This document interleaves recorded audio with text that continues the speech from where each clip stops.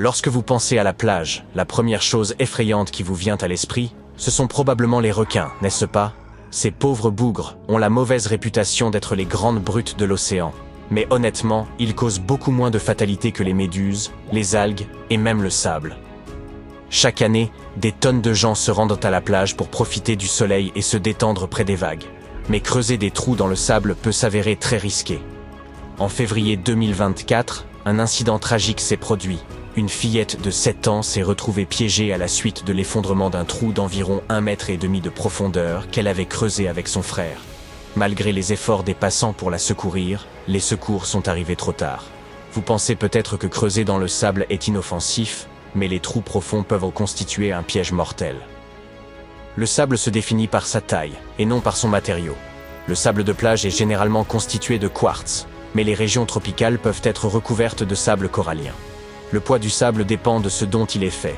Le quartz pur est assez léger, environ 1044 kg par mètre cube sec, mais les sables plus mélangés peuvent être beaucoup plus lourds. Lorsque le sable est humide, il conserve bien sa forme. Mais une fois sec, c'est une toute autre histoire. Si vous creusez un trou et que le sable sèche, il risque de s'effondrer. Le danger augmente considérablement si quelqu'un se tient près du bord. Le poids de la personne rend le trou encore plus instable. Une fois que le sable commence à tomber, il remplit toutes les poches d'air, ce qui rend la respiration difficile pour les personnes piégées à l'intérieur. Sauver une personne dans un affaissement de sable n'est pas chose aisée. Le sable est lourd et ne cesse de s'effondrer. Les sauveteurs doivent donc agir rapidement. Dans l'idéal, ils disposent de 3 à 5 minutes avant que la personne piégée ne suffoque. Si vous vous retrouvez un jour dans une telle situation, il est conseillé d'exposer la bouche de la personne pour qu'elle puisse respirer pendant que quelqu'un d'autre travaille à la dégager. Si vous vous rendez à la plage, faites preuve de discernement en ce qui concerne les trous. La meilleure règle est de ne jamais creuser un trou plus profond que les genoux de la personne la plus petite de votre groupe. Il est également conseillé de combler les trous une fois que vous avez fini de jouer. Quelqu'un pourrait trébucher facilement dans un trou oublié, et même un trou peu profond peut causer des blessures. Entre 1997 et 1207, les trous dans le sable ont coûté la vie à 31 personnes aux États-Unis. Oui, en 10 ans seulement. Vous vous souvenez que je vous ai dit que les requins étaient responsables de moins de décès? De 1997 à aujourd'hui, en 27 ans, 29 personnes ont trouvé la mort prématurément aux États-Unis à cause des requins. Se rendre à la plage et n'y trouver qu'un tas d'algues? Une vraie déception. Mais si certaines algues sont tout à fait acceptables, même à déguster, d'autres peuvent me présenter de graves risques pour la santé, même si vous ne faites que vous en approcher. Les proliférations d'algues, ou marées rouges, se produisent lorsque les algues se développent de manière débridée. Ces efflorescences peuvent libérer de vilaines toxines qui sont néfastes pour les humains, les poissons, les crustacés et même les oiseaux. L'une des efflorescences algales les plus connues se produit presque chaque été sur la côte du golfe de Floride. Même celles qui ne sont pas toxiques peuvent perturber l'écosystème. Lorsque les algues se flétrissent et se décomposent, elles consomment tout l'oxygène de l'eau, laissant la faune et la flore marine littéralement à bout de souffle. Il faut absolument éviter de consommer des coquillages provenant de zones touchées par ces proliférations d'algues toxiques.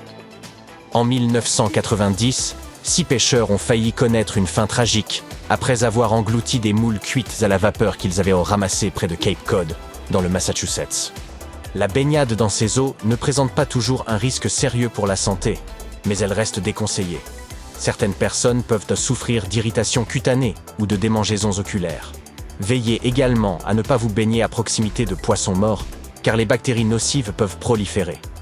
Et si vous commencez à vous sentir bizarre après être entré dans l'eau, il est préférable de sortir et de vous rincer à l'eau douce immédiatement. Vous savez, ce n'est pas toujours un facteur spécifique qui rend certaines plages dangereuses. Parfois, les plages elles-mêmes sont pleines de surprises. Prenez par exemple Etty Bay ou Mission Beach en Australie.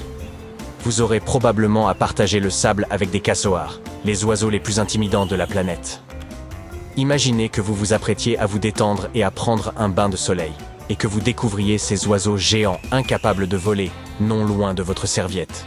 Ils ressemblent aux émeus, mais en plus effrayants. Ils peuvent peser plus de 72 kilos et peuvent être un peu agressifs. Alors méfiez-vous.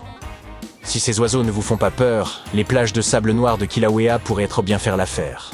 Elles ont l'air accueillantes, mais ces plages se trouvent juste à côté de l'un des volcans les plus actifs au monde, le mont Kilauea, qui est en éruption depuis 1984 et déverse sa lave brûlante dans l'océan. Mais ces eaux chauffées ne sont rien en comparaison de certaines plages hawaïennes. Se baigner à Hanakapiai Beach, sur la côte de Napali à Kauai, est une très mauvaise idée. La plage est tristement célèbre pour ses courants puissants, qui peuvent vous entraîner au large en un instant. Si vous vous retrouvez pris dans l'un de ces courants, vous serez très vite emporté à 10 km du rivage le plus proche. Les registres officiels font état d'au moins 30 décès, mais un panneau situé sur place en dénombre plus de 80. Les courants d'arrachement tirent l'eau vers le large et peuvent rapidement entraîner des personnes et des objets loin des eaux peu profondes situées près des plages. En général, ils se déplacent à une vitesse comprise entre 1,6 et 3,2 km par heure, mais ils peuvent atteindre les 8 km par heure. Les meilleurs nageurs professionnels ne sont pas aussi rapides. Ces courants sont particulièrement violents lorsque le ressac est important. Mais il ne faut jamais sous-estimer une étendue d'eau. Vous pouvez également trouver des courants d'arrachement à l'embouchure des rivières, dans les estuaires, et même à proximité des jetées. Il peut être difficile de les repérer. Si vous remarquez une zone d'eau agitée à la surface de l'océan, il s'agit peut-être d'un courant d'arrachement. Ces courants ne sont pas propres à un endroit particulier. On en trouve partout dans le monde.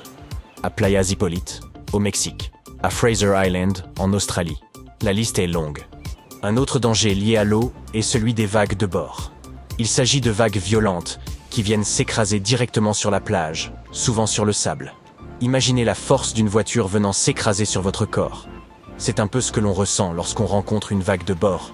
Ces vagues peuvent causer de graves blessures, en particulier au cou et à la colonne vertébrale, même si elles n'ont pas l'air énormes. Hawaï est réputé pour ses intenses vagues de bord, en particulier dans des endroits comme Keiki Beach, où les surfeurs se lancent à l'assaut du vent à la recherche de sensations fortes. Si vous vous rendez sur une plage hawaïenne, gardez un œil sur les vagues de bord et guettez toujours les sauveteurs. Les personnes qui aiment nager, jouer ou plonger dans l'océan sont souvent victimes de piqûres de méduses. Leurs longs tentacules libèrent du venin par l'intermédiaire de milliers de petits dards acérés.